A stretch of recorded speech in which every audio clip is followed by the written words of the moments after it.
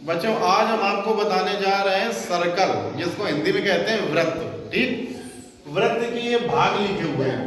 पहले हमने क्या किया, इनको छोटे छोटे टुकड़ों में ऐसे दिखा दिया है और फिर इनको हमने एक बड़े सर्कल में लिख दिया है।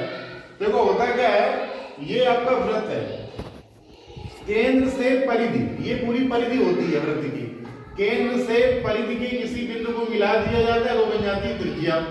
ठीक, व्यास क्या होता है, परिधि पर स्थित कोई भी बिंदु, एक बिंदु से दूसरे बिंदु को मिला दो, लेकिन इसमें कंडीशन रहती है कि वो केंद्र से होकर जाना चाहिए, तो वो होता है व्यास। जीवा क्या होती है, परिधि पर स्थित किन्हीं भी दो बिंदुओं को मिला दिया जाए तो जीवा कहलाएगी, लेकिन ये जो जीवा होती है केंद्र से होकर नहीं जाती है। जैसे व्यास में जाती है ऐसी जीवा में केंद्र से होकर नहीं जाती है। तो कहते हैं सभी व्यास तो जीवा हो सकते हैं, लेकिन सभी जीवाएं व्यास नहीं हो सकती।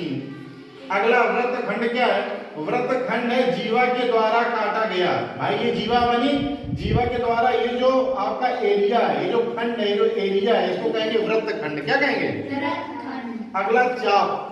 इस वृत्त जो बना हुआ है, इस वृत्त का कोई भी एक भाग, हमने कोई चाप मार दिया, इस वृत्त का कोई भी एक छोटा सा खंड कहलाता है चाप, आर्क। क्या कहलाता है, आर्क। और इसके बाद ये चाप लगाने के बाद जो ये एरिया बनता है इसको कहते हैं त्रिज्य खंड। क्या कहते हैं, मान लो ये हमने चाप लगा दिया छोटा सा भाग, ये हो गया माइनर वाला भाग और ये हो गया मेजर वाला।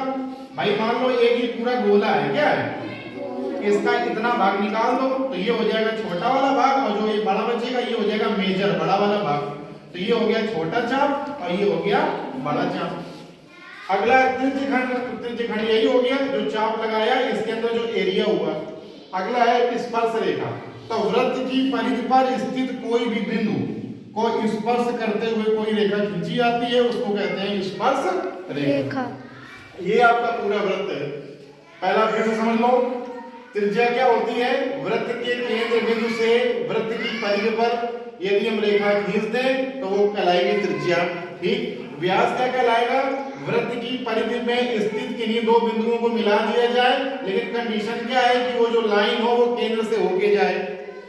जीवा क्या होती है, वृत्त के परिधि पर स्थित किन्हीं दो बिंदुओं को मिला दिया जाए, लेकिन वो केंद्र से ना जाए, किनारे किनारे कहीं भी चली जाए, उसको कहेंगे जीवा। जीवा के द्वारा जो काटा गया खंड होता है, जो एरिया होता है, ये होता है वृत्त खंड। चाप क्या होता है, वृत्त के किसी भी भाग में आप ऐसे चाप लगा दो, ये आर्क हो गया, और इसके द्वारा जो ये क्षेत्रफल होता है ये कहते हैं त्रिज्य खंड। ठीक, अगला बचा क्या, टेंजेंट।